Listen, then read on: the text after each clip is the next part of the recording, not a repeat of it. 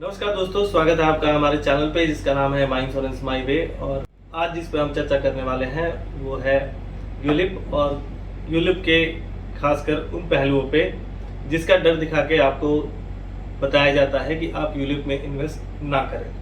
लेकिन कितनी सच्चाई है उस बात में, ना तो इसके पीछे का बैकग्राउंड किसी को पता है, ना तो कोई बताता है। और दरअसल जो बताया जाता है आपको, क्या वो सही है या गलत है, आज हम उसी पर चर्चा करेंगे और आपको पॉइंट वाइज बताएंगे कि कैसे वो बेहतर है या फिर आपके लिए बेहतर नहीं है। पहला डर जो आपको यूलिप के बारे में बताया जाता है वो ये कि यूलिप में चार्जेस बहुत से होते हैं, और अगर आप यूलिप में इन्वेस्ट करते हैं तो ये चार्जेस कहीं ना कहीं आपके रेट ऑफ रिटर्न या यील्ड को अफेक्ट करता है, और वो म्यूचुअल फंड से आपको रिटर्न कम देता है। ठीक है, लेकिन चार्जेस वो हैं तो किस प्रकार के हैं, नंबर 1। नंबर 2, क्या म्यूचुअल फंड में चार्जेस नहीं है। नंबर 3, जिस तरीके से वो बताते हैं, जैसे कि यूलिप में आप पैसा लगाएं तो मतलब डूब जाएगा, वो यूलिप में पैसा लगाएं इससे अच्छा है कि आप पैसा जला दें, तो इस तरीके की अगर वो बात करते हैं तो क्या इंश्योरेंस कंपनीज आपसे मनमाना पैसा चार्ज करती हैं या फिर इसके पीछे कोई रेगुलेटरी फ्रेमवर्क है जिसके तहत वो आपको चार्ज करते हैं। तो पहले मैं क्लियर कर दूं कि चाहे वो म्यूचुअल फंड के फंड मैनेजर्स हो या फिर कोई इंश्योरेंस कंपनी जो आपको यूलिप ऑफर कर रही है, तो इसके पीछे एक बड़ा रेगुलेटरी फ्रेमवर्क है और इसके पीछे प्रोडक्ट का गाइडलाइंस है, जो उसी के दायरे में रह के कोई इंश्योरेंस कंपनी या म्यूचुअल फंड जो भी आपको ऑफर किया जाता है उस पर वो चार्ज वसूल सकते हैं, उससे ज्यादा नहीं कर सकते। तो मनमानी वाली बात तो यहाँ आती नहीं है।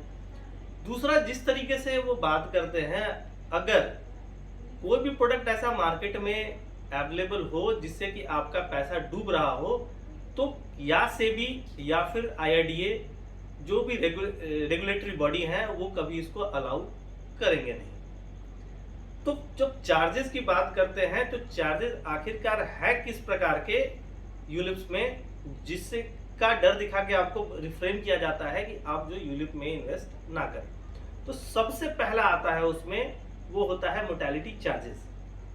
और सारा डर यहीं व्याप्त है। आपको इस तरीके से बताया जाता है कि अगर आप उसमें यूलिप में इन्वेस्ट करें तो मोर्टेलिटी चार्ज इतना ज्यादा होता है कि आपका जो इन्वेस्टेबल अमाउंट होता है वो बहुत घट जाता है, और लॉन्ग रन में जो है आपका जो फंड है उसको बहुत ज्यादा अफेक्ट करता है।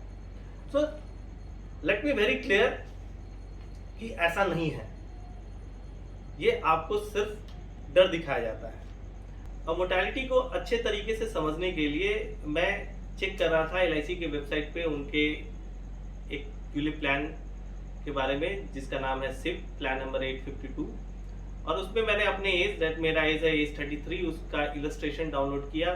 10,000 रुपये पर मंथ अगर मैं इन्वेस्ट करूं, दैट इज साल का 1,20,000 रुपये, तो उस पर मोर्टेलिटी चार्ज कितना किया जाएगा। तो बता दूं कि अगर आप 10,000 रुपये उसमें इन्वेस्ट करते हैं तो आपको टोटल रिस्क कवर जो मिलता है एनुअल प्रीमियम का 10 गुना, दैट इज 1,20,000 का 10 गुना 12 लाख रुपए का। और इसके अगेंस्ट में जो मोर्टेलिटी चार्ज वहां किया गया मेरे एज पे, वो था पहले साल करीब 1,750 रुपए, और ये रिड्यूसिंग था, और 8 सालों में पूरा मोर्टेलिटी चार्ज जो था वो रिकवर हो रहा था। टोटल था कितना चार्ज इन पूरे 8 सालों में, तो करीब 9,500 रुपए। तो मुझे ये समझ में नहीं आता कि अगर मैं 9 साल का अगर पीरियड लूं तो 9 लाख रुपए करीब मैं इन्वेस्ट कर रहा हूं, और उस पे जो मोर्टेलिटी चार्ज में अगर 9,000 रुपए दैट इज 1% चला भी जाए तो ये लॉन्ग रन में कितना अफेक्ट करेगा मेरे फील्ड को। इसके उलट अगर आप ये देखें इन चीजों में जो आपको रिस्क कवर इसमें प्रोवाइड किया जा रहा है, कि अगर आपको पहले, दूसरे, तीसरे, चौथे या इवन 5वें साल भी अगर आपको कुछ हो जाता है तो आपके परिवार को करीब करीब एक 12 लाख रुपए का सम एश्योर्ड जो है वो गारंटी किया जाता है, जो कि म्यूचुअल फंड में आपको बिल्कुल भी नहीं मिलता है। आप अगर म्यूचुअल फंड में अगर इन्वेस्ट कर रखे हैं और आपको अगर पहले, दूसरे, तीसरे, चौथे या 5वें या फिर कभी भी आपको कुछ होता है, तो जो आपको फंड वैल्यू होता है वही आपके घर वाले को मिलता है। अगर आप इसको बेहतर तरीके से समझना है तो आप इस तरीके से समझें कि अगर आप कोई कार का इंश्योरेंस कराते हैं तो एक पैकेज पॉलिसी होता है जो नॉर्मल पॉलिसी होता है, आप कराते हैं। कभी कभी साथ में उसके साथ आप एड ऑन भी लेते हैं, जैसे कि नील डिप्रिसिएशन या फिर रिटर्न टू इनवॉइस। ये फैसिलिटी अगर आप लेते हैं तो ये अगर आपका गाड़ी कहीं एक्सीडेंट होता है या फिर आपकी गाड़ी चोरी होती है तो आपको जो लॉस होता है वो 9 के बराबर होता है। वही फैसिलिटी अगर आप यहाँ देखें, 9,000 रुपए खर्च करके अगर आपको कोई इंश्योरेंस कंपनी 12 लाख रुपए अगर गारंटी कर रही है तो मुझे तो कहीं से नहीं लगता कि ये एक घाटे का सौदा है। दूसरा चार्ज जो यूलिप में है वो होता है premium allocation charge. That means कि इन्वेस्ट करने के पहले आपको एक प्रीमियम पे एक एलोकेशन चार्ज, आपके जो नंबर ऑफ यूनिट्स एलोकेट होते हैं उस पर चार्ज लगाया जाता है, जो कि आपको बताया जाता है कि ये भी होता है ऑन द हायर साइड। तो मैं इस प्लान में चेक कर रहा था, ये करीब करीब पहले साल 3% था, दूसरे और तीसरे साल 2%, उसके बाद 1%। ठीक है, वो चार्ज है, एक्स्ट्रा है, लेकिन ये आपके पूरे फंड पे नहीं होके ये आपके ईयरली प्रीमियम पे होता है। तो ये चार्ज जो है ऑन द लॉन्ग रन देखा जाए तो ये ज्यादा होता नहीं है, और ये कैसे नहीं होता है ये मैं आपको अभी बताता हूं।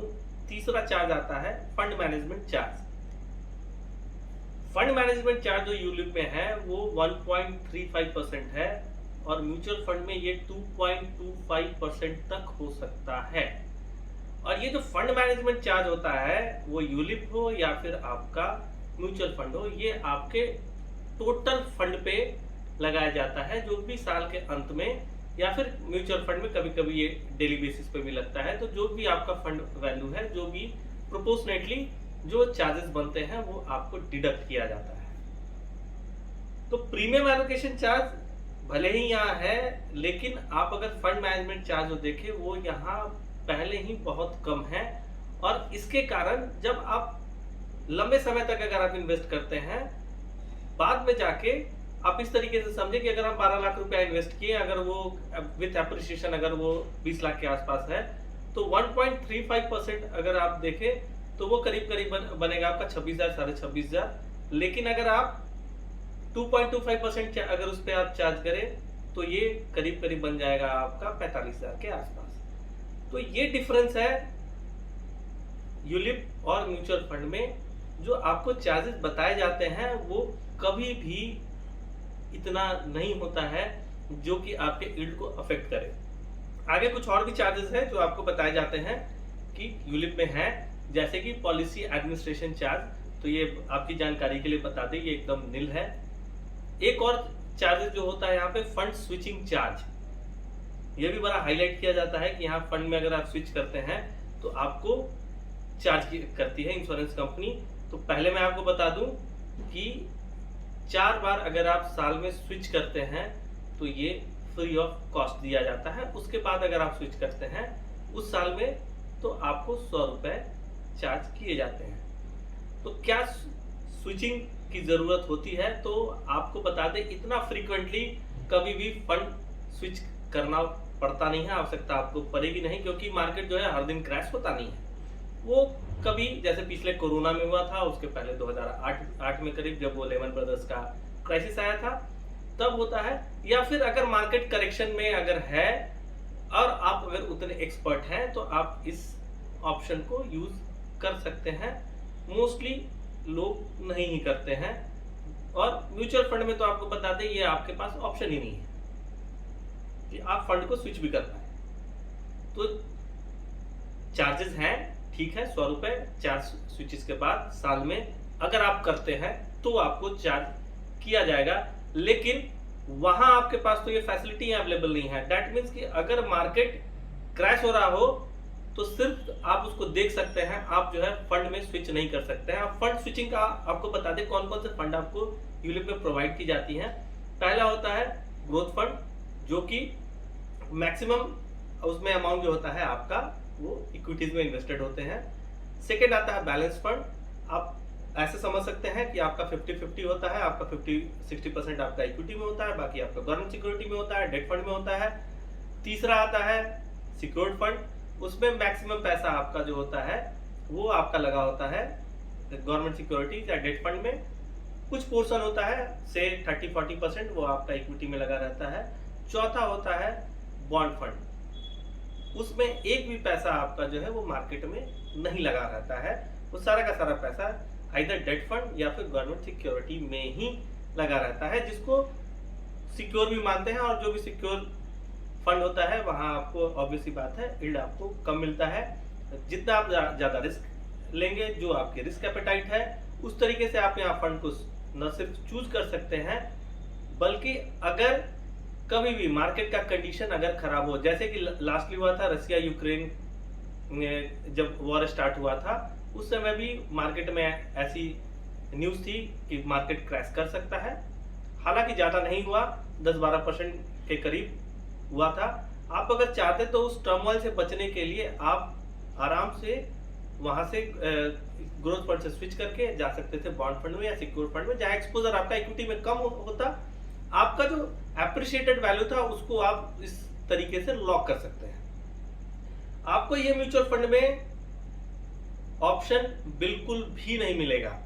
अगर मार्केट क्रैश हो रहा हो, अगर आपका फंड अगर गिर रहा हो, तो आपके पास सिर्फ दो ऑप्शन है, या तो आप उसको देखते रहें, वेट करें कि कब ये वापस ऊपर जाएगा, या फिर आप अपना पैसा विड्रॉ कर लें। और अगर आप पैसा विड्रॉ करेंगे तो फिर आपको किसी नए फंड में या फिर किसी एग्जिस्टिंग दूसरे किसी फंड में आपको दैट मीन्स किसी दूसरे म्यूचुअल फंड स्कीम में ही इन्वेस्ट करना पड़ेगा। तो ये अगर आप विड्रॉ करते हैं तो आता है उस पे आपका, एक तो हो सकता है कि अगर आप 1 साल के भीतर कर रहे हो तो एग्जिट लोड, जो कि आपके टोटल फंड का 1% हो सकता है। अगर आप लॉन्ग टर्म में जाएं तो आपको long term capital gain tax भी देना पड़ेगा, जो है अगर आपका रिटर्न 1 लाख से ऊपर है तो आपको at the rate of 10% flat rate पे आपको चार्ज किया जाएगा। तो यील्ड आपका वहीं कम हो जाएगा। फिर अगर आप वापस उसको इन्वेस्ट करने जाएंगे, then again you will have to wait कि ये बढ़े या फिर नीचे जाए, जो भी हो। तो कहने का मतलब ये है कि उसमें कहीं ना कहीं आपका इन्वेस्टमेंट जो है वो अफेक्ट कर सकता है।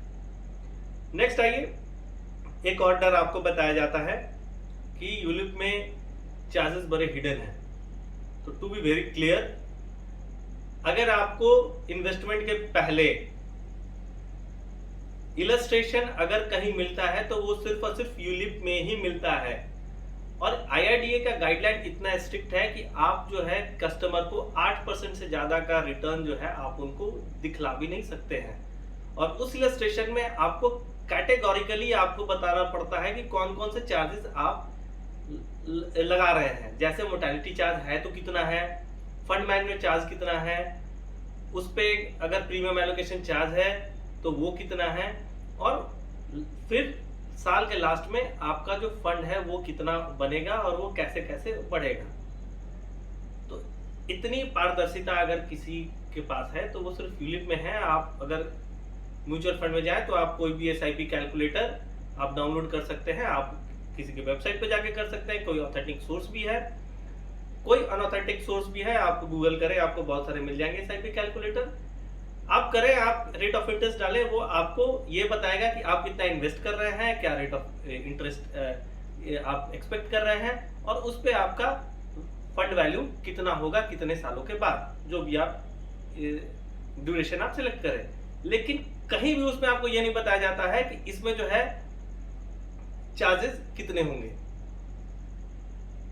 तो ये जो सारी बातें हैं सिर्फ और सिर्फ जो है आपको बेवकूफ बनाने के लिए हैं। अगर आपको रियल ट्रांसपेरेंसी चाहिए तो आई गो विथ यूलिप, और जो कि सत्य है। अभी तक जो आप देख रहे थे, जो आपको यूलिप के बारे में डर आपको दिखाया जा रहा था, वो मैं पूरी गारंटी के साथ बोल सकता हूं कि वो सिर्फ और सिर्फ आपको इसलिए बताया जाता है कि अगर आप देखें तो म्यूचुअल फंड का कॉम्पिटिटर अगर कोई है मार्केट में तो वो सिर्फ और सिर्फ यूलिप है। और अगर आप अपने कॉम्पिटिटर को जब तक चैलेंज नहीं दे पाएंगे तब तक जो है आप कभी भी फ्लरिश नहीं कर पाएंगे। तो आपको इसीलिए बताया जाता है कि कभी यूलिप जो है वो इसको क्रॉस ना करे। और इंडिया में मुझे बड़ा ताज्जुब होता है ये जान के कि आपको स्मार्ट इन्वेस्टर तभी बताया जाता है कि जब आपके पास टर्म इंश्योरेंस हो या फिर दूसरा आपके पास म्यूचुअल फंड हो। Concept of investment is far beyond that, जिसको समझने के लिए शायद कुछ महीने नहीं कुछ साल आपको खर्च करना पड़ सकता है, और तब जाके आप समझ सकते हैं कि एक्चुअल में इन्वेस्टमेंट होता क्या है। इन शॉर्ट मैं आपको एक बात बता दूं कि अगर कोई भी इन्वेस्टमेंट अगर आप कर रहे हैं जिसके पीछे कोई पर्पस नहीं है तो it's a waste of investment. चाहे आप यील्ड कितना भी कर लें, इन रिजल्ट आपको कुछ पता ही नहीं होगा कि हम मुझे इसका करना क्या है। खैर वो बात की बातें हैं, वो उस पर चर्चा किसी और वीडियो में करेंगे। अभी मैं जो आपको बताना चाहता हूं वो ये कि कुछ बातें हैं जो यूलिप म्यूचुअल फंड से अलग है और वो उसका बहुत ही बड़ा एडवांटेज है।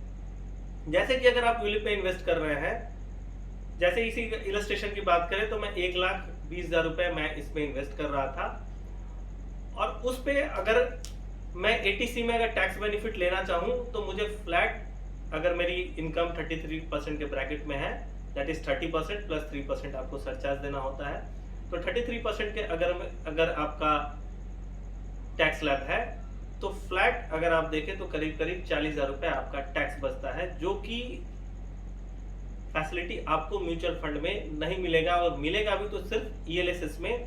और ईएलएसएस की सबसे बड़ी मैं खामी बता दूं, अगर आप बात करें यूलिप की तो यहाँ आपको लॉक इन पीरियड 5 साल का है, 5 साल बाद जब चाहे पूरे पैसे आप निकाल सकते हैं। ईएलएसएस में जो नुकसान है ये कि जितने इंस्टॉलमेंट आप दे रहे हैं, दैट मीन्स कि हर महीने अगर आप इंस्टॉलमेंट दे रहे हैं तो हर इंस्टॉलमेंट पे लॉक इन होता है 3 साल का। मीन्स कि अगर 5 साल बाद अगर वहां आप विड्रॉ करना चाहें तो आपको पैसा मिलेगा पहले 2 साल का, लास्ट के 3 साल का नहीं। और अगर आपको कभी भी पूरा पैसा अगर ईएलएसएस पे विड्रॉ करना हो तो जिस दिन आप स्टॉप करेंगे अपना इंस्टॉलमेंट या फिर इन्वेस्टमेंट, जिस दिन आप स्टॉप करेंगे वहां से 3 साल आपको वेट करना होगा पूरे पैसे विड्रॉ करने के लिए। तो ये आपको बता दें, ये एक बड़ा डिसएडवांटेज है ईएलएसएस का। दूसरा, ईएलएसएस में 110% जो आपका इन्वेस्टमेंट होता है वो आपका जाता है इक्विटी में ही। अगर आप मार्केट क्रैश भी कर रहा है, अगर आप लॉक इन में हैं तो आप उस पैसे को विड्रॉ भी नहीं कर सकते हैं। सिर्फ आप देखेंगे कि कैसे आपका इन्वेस्टमेंट जो है वो इरोड हो रहा है।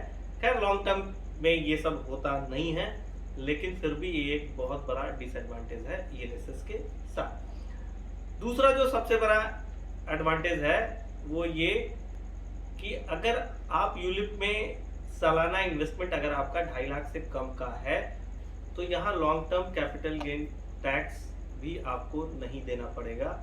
दैट मीन्स कि टोटल का टोटल इन्वेस्टमेंट जो होगा और उस पे जो यील्ड होगा वो टोटल का टोटल होगा टैक्स फ्री। अब आइए जो एक लास्ट में आपको बताया जाता है वो ये कि जो मोर्टेलिटी चार्ज या प्रीमियम एलोकेशन चार्जेस हैं जिससे आपका यील्ड अफेक्ट करता है लॉन्ग रन में, अगर मैं उनकी इन बातों को सही भी मान लूं तो पहले आप ये बता दें कि वो किस बेसिस पे कैलकुलेट करते हैं कि वो उनका फंड जो है वो 1% ज्यादा ही यील्ड आपको गार्नर करके देगा किसी और फंड से। ऐसे कोई भी भविष्यवाणी करने वाले एक्सपर्ट तो आज तक मुझे तो मिले नहीं कि वो गारंटी ठोक के बोल दे कि अगर ये फंड में आप इन्वेस्ट कर रहे हैं तो ये इतना यील्ड आपको देके जाएगा। ये तो डिपेंड करता है मार्केट का कंडीशन क्या है, किस सेक्टर में कितना एक्सपोजर है, वो पिछले कुछ साल में या फिर आने वाले समय में वो सेक्टर कैसा परफॉर्म करता है। अगर आपको इन फ्यूचर अगर आपको फंड चेंज करना पड़ा तो आप चेंज करके किस सेक्टर में फिर से गए, वो कैसा आपको यील्ड जनरेट करके दिया, टाइमिंग ऑफ आपका एंट्री क्या था। तो बहुत से सारे फैक्टर्स होते हैं जो कि हमारे आपके सोच के बियॉन्ड होते हैं और वो हम आप कैलकुलेट नहीं कर पाएंगे। अगर आपको कोई ये भी बोले कि चार्जेस के कारण आपका यील्ड कम हो जाएगा तो ये भी सिंपल आपको बेवकूफ बनाया जा रहा है, क्योंकि कोई भी इस बात पे गारंटी करके दे नहीं सकता और ऐसा कोई रिसर्च पेपर मुझे खोजने पे आज तक मिला भी नहीं है।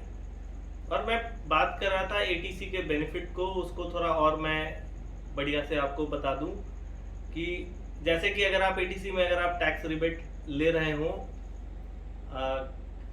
यूलिप पे, तो आपका जो इन्वेस्टमेंट है, अगर आप 1,20,000 पर एनम आप इन्वेस्ट कर रहे हैं, 33% के हिसाब से बनता है 40,000 रुपया। तो आप जो सीधा जो है पैसा 40,000 रुपया आप वहाँ बचा रहे हैं।